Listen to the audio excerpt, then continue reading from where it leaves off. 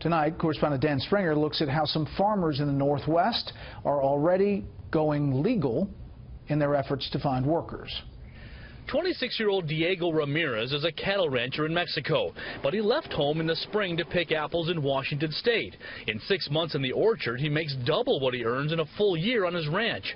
Ramirez is among a growing group of guest farm workers brought into the U.S. on H-2A visas.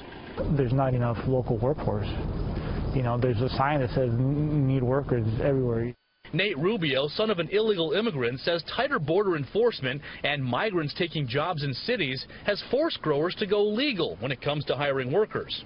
When we closed the border, the people who were doing those seasonal jobs, they either left or they settled here undocumented and took full-time jobs.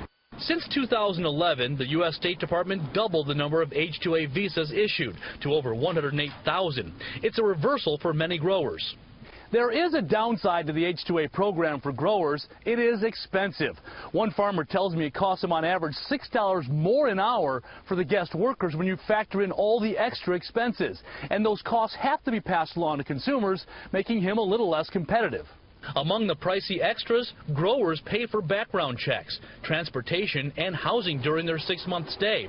They're required to pay above minimum wage, at least $12.69 an hour.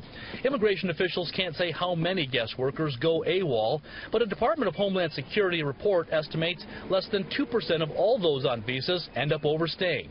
People understand that you can come in, disappear, and nothing is going to happen.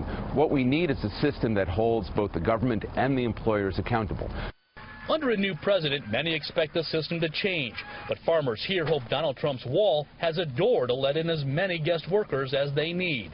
In Othello, Washington, Dan Springer, Fox News.